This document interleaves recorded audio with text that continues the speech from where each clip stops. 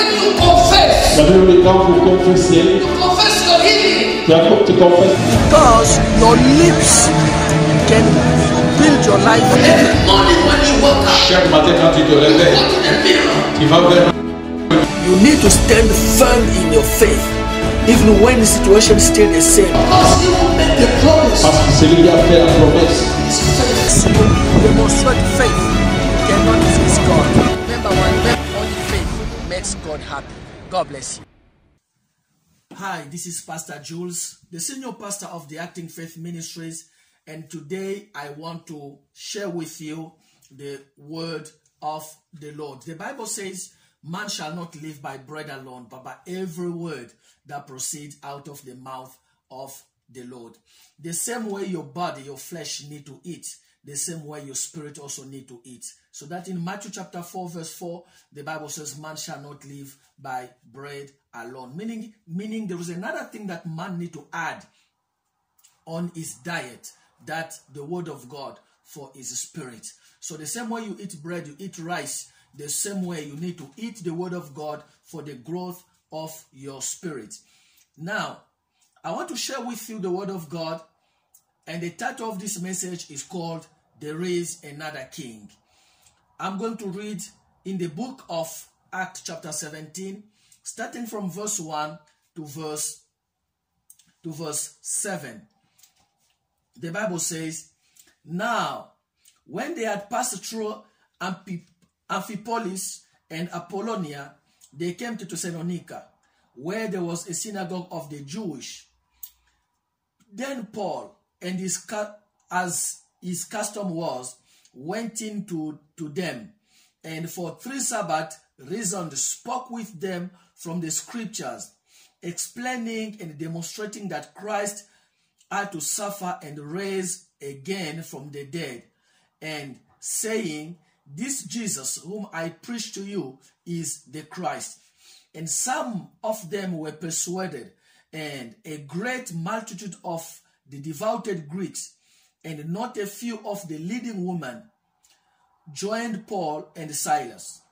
But the Jews who were not persuaded, becoming envious, took some of the evil men from the marketplace, and gathering a mob, set all the city in commotion, and attacked the house of Jason, and sought to bring them out to the people.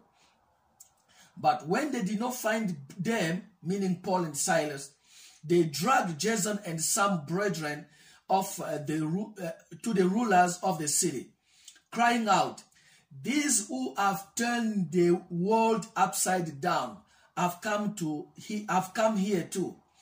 And Jason has received them, and these are all acting contrary to the decree of Caesar, saying, there is another king, Jesus.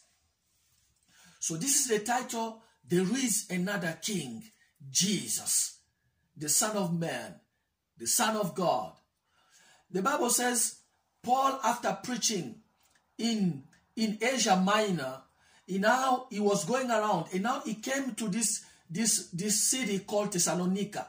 So he came to Thessalonica, and as his custom was, he first make contact with the Jewish. So he went to the synagogue and he started talking to Jewish people, trying to convince them that Jesus Christ is the Messiah that they were waiting for.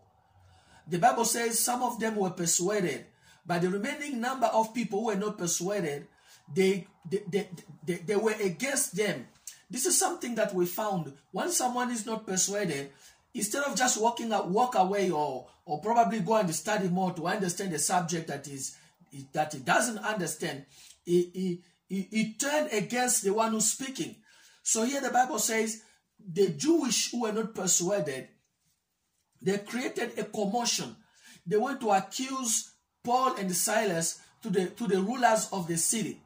So they went to the house of the host, the man who received Paul and Silas in his house. His name was Jason. And the Bible says they wanted to grab Paul and Silas and to bring Paul in the marketplace, because they gathered some people from the marketplace and raised an uproar, raised a commotion in the city. when they did not find Paul and Silas, the Bible says they grabbed Jason and some of the brethren. They brought them to the rulers of the city, and they started accusing them. And this is what they said: the man who turned the world upside down. I love this verse of the Bible. So only those two men who turned the world upside down was only Paul and Silas. And one day I'll speak about the power of unity. And it says, these people, they are doing things that are contrary to our custom, to the custom or to the decrees of Caesar. They are telling people that there is another king by the name of Jesus Christ. There is another king, Jesus Christ. Probably you are serving a king. Probably you are serving the world, you are serving the devil. But let me tell you that there is another king, Jesus Christ of Nazareth. There is another king. So this is the king that I'm bringing to you today. This is the good news. I got so excited when I speak about Jesus Christ of Nazareth. Now, let's see the characteristics of a king. What was the duties of a king? Number one, when there was a problem in the country, when there was a situation, people turned to the king for help. So the king was there to help people when there is a situation, when they can't cope with any kind of situation, people turn to the king. Let's read in Genesis chapter 41 and verse 55. The Bible says, when all Egypt began to feel the famine, the people cried to Pharaoh for food. Then Pharaoh told all the Egyptians, go to Joseph and do what he will tell you. So you see, the Bible says, when there was famine, people turned to the king. So anytime there was a problem, people turned to the king. So the king was there to give solution to the people when there was a problem. When you read 1 Kings chapter 3 verse 16 to 17, the Bible says, now 2 women who were harlot, meaning prostitute, came to the king and stood before him. And one woman said, oh my lord, this woman and I dwell in the same house, and I gave birth while she was in the house. So if you understand if you continue reading the same story, these are the 2 women who came to Solomon because one of them slept on her baby, slept on her child. So they couldn't find a solution. They turned to the king. So anytime people had problem, had situation, they turned to the king. But the problem is, the king of the world, they are limited. There are things the king of the world cannot do. For example, there was a story in the book of 2 Kings chapter 6 from verse 30. From verse 25 going down to 30. The Bible says there was a great famine in Samaria. And indeed they besieged, because Samaria was besieged. Now, famine was so great that 2 women, they came together. They had a deal that we are going to eat your child today, and then tomorrow we will eat my child. So they ate a child of one of the women, and then the next day, when they wanted to eat the second child, the woman didn't want to give up or to give her son. So the second woman went to the king, and this is what he said. Verse 26, 2 Kings chapter 6, 26. Then as the king of Israel was passing by on the wall, a woman cried out to him, saying, help my lord, O king. And he said, the king answered, if the Lord does not help you, where can I find help? So we see that there are situations that the kings of this world cannot give situation. As I said, one of the mission of the king is to give solution to the people when there is a problem. We've seen it in Egypt, that when there was famine, the Egyptians turned to Pharaoh, their king, for solution. The two women, harlot or prostitute, they turned to Solomon for solution. But in this third event, the Bible says that the king said, I have no solution for your situation. How am I going to give you solution? The king could not raise back that child back to life.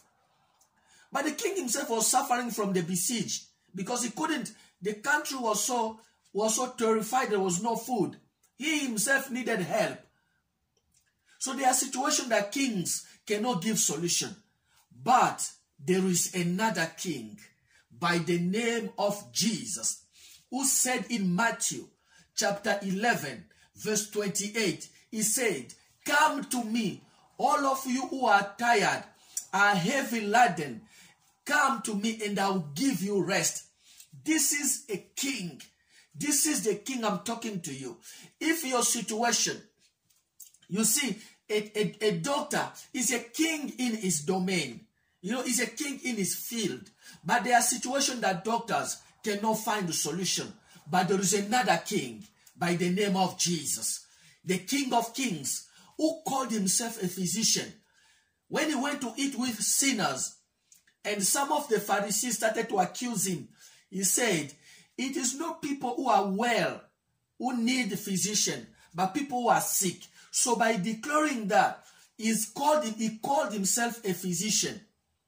So, if the king cannot give solution to your situation, if the king in their domain, the king in medicine, cannot give solution to your situation, there is another king by the name of Jesus Christ that I'm bringing to you. There is another king, Jesus Christ of Nazareth. When the king of this world, when the president of this world cannot bring solution, listen, there is no government that was designed to help people. When the king of this world cannot give solution to your problem, my message to you today is there is another king, Jesus Christ of Nazareth. The Bible says, when you look on him, or they looked on him, and they were radiant, and their faces were not full or filled with shame. There is another king, Jesus Christ of Nazareth, who can do behind what the kings of this world can do, because they are limited, my brothers and sisters. The kings of this world, they are limited. I'm presenting you Jesus of Nazareth. As Paul says in the Bible, that we don't preach ourselves, we preach Jesus. So Jesus is the one I'm bringing to you. Now let's look at the second thing that the king had power to do. So the kings, they had power to nullify some of the laws in the Bible, in their countries. You see, this same thing still working today. What we call presidential grace, meaning a criminal, someone can commit a crime, is arrested, but he received the grace, the presidential grace, meaning even if he's a criminal, but they let him go because there is a decree, a presidential decree to release all prisoners. So this was also done in the Bible time. When something happened, or when there is a decree, there is a law, when someone turned to the king can release the grace, and this grace will cover the person, and then the law will not hit him. The law will not hit him. So even if he committed a crime, but by the decree of the king, that crime can be overlooked. So they will punish him for that. There's a story in the Bible when David, two of his sons, Absalom killed one of David's sons. And then after killing his brother, the Bible says he took off, he ran away, he went to hide in another kingdom out of Israel. Days passed, and then the Bible says, one day, Joab, who was the king of the chief of the army, or the army chief, went to talk to a woman from Tekoa. He said to the woman, go to the king and tell him that you had 2 sons, and then one of them killed his brother. Now they want to kill the one who killed his brother. And we know that that's the law. It is the law. It is the law of Moses, an eye for an eye and a tooth for a tooth, meaning you kill, they kill you. So that was clear. In the book of 2 Samuel chapter 14 from verse 4 to 10, the Bible says, and when the woman of Tekoa spoke to the king, she fell on her face to the ground and prostrated herself and said, help, O king. Then the king said to her, what troubles you? And she answered, indeed, I am a widow. My husband is dead. Now your maidservant had 2 sons, and the 2 fought with each other in the field, and there was no one to part them, but one struck the other and killed him. And now the whole family has risen up against your maidservant, and they said, deliver him who struck his brother, that we may execute him for the life of his brother whom he killed, and we will destroy the heir also. So they would extinguish my ember that is left, and leave to my husband neither name nor rename, nor rename on the earth. Then the king said to the woman, go to your house, and I will give orders concerning you. Meaning King David nullified the law of an eye for an eye, a tooth for a tooth. That was what the king could do. You see, so when there is a law, something striking you, people turn to the king because they knew that there is a law. Only the king can save me by releasing the presidential grace. But let me tell you that there are laws that king could not change. So there were laws that king could not change. For example, when you go to the book of Daniel chapter 6, from verse 12 to verse 16, the Bible says, so they went to the king and spoke to him about his royal decree. Did you not publish a decree that during the next 60 days, anyone, so we know the story of this king who published a law that no one can worship another god. But Daniel started to worship the God of Israel. And then they went to accuse Daniel to the king so that Daniel can be thrown in the pit, in the lion's den. But the problem is Daniel was the king's best friend. So the Bible says the king couldn't sleep that night. He was so powerless. He was so disarmed. So the Bible says the king searched and he tried to serve Daniel, but he could not change that law because there are laws that cannot be changed even by kings. There are family laws that cannot be changed even by fathers or mothers of the family. But let me tell you the good news. There is another king by the name of Jesus. This is the king that Paul was preaching to the Thessalonians people. He said to them, there is another king. Even if Caesar is dominating over you, there is another king, Jesus Christ of Nazareth. This king could not deliver Daniel, though he was king, but he had no power to change that law. But there is another king by the name of Jesus. The Bible says in the book of Colossians, chapter 2, verse 14, the Bible says, he destroyed decrees that was contrary to us. Every law of darkness that was upon us, condemning us, the Bible says, King Jesus destroyed those laws. He destroyed them. He rendered, the Bible says, he rendered those laws paralyzed. He paralyzed those laws because of us. Now, this is the mighty laws that was against us. The Bible says, even destroyed the devil and his army. Even if there is a law upon your life, the law of the family, that every child must die early, even if there is a law of some kind of sickness or disease, if you turn your heart completely to this king, if your father and your mother cannot remove the law, if the pastor cannot remove the law, let me tell you something. There is another king by the name of Jesus. The king that Paul was preaching to Thessalonians people in Thessalonica, he said there is another king, Jesus of Nazareth. The Bible says, if you turn to him, you will be saved. Now let me talk to you. You are in witchcraft or in black magic. You are afraid. You want to give up. You want to leave it, but you are afraid because the king of darkness told you that if you give up, if you abandon me, I will kill you. And of course you saw how he destroyed other people's life because they betrayed him. But there is another king, Jesus Christ of Nazareth. If you run to him, not only he will protect you, the Bible says the name of the Lord is a strong tower. Not only he will protect you against the devil, but he will give you power over the devil.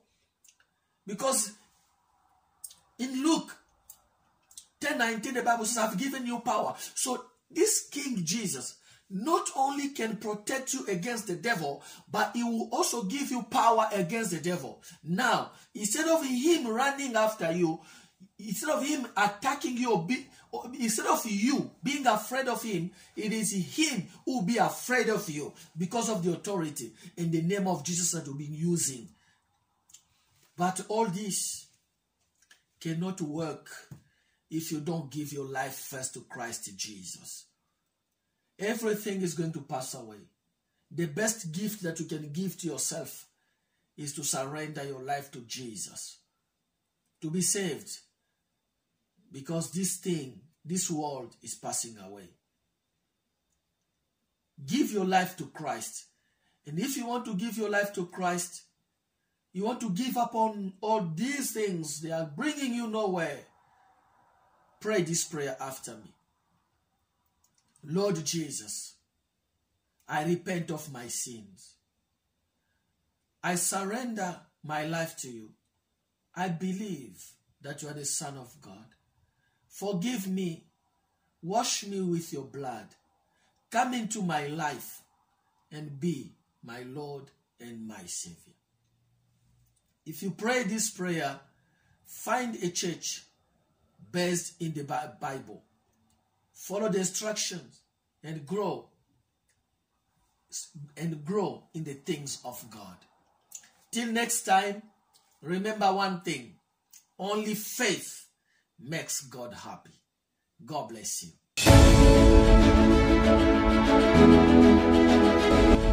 When you confess, Quand vous confessez, you confess your healing. tu confesses. Because your lips can build your life. Every morning when you wake up, Chaque matin quand tu te réveilles, look in the mirror. tu vas vers You need to stand firm in your faith, even when the situation is still the same. Because he will make the promise. parce que celui qui a fait la promesse. His faith. You demonstrate faith, you cannot resist God. Remember one, only faith makes God happy. God bless you.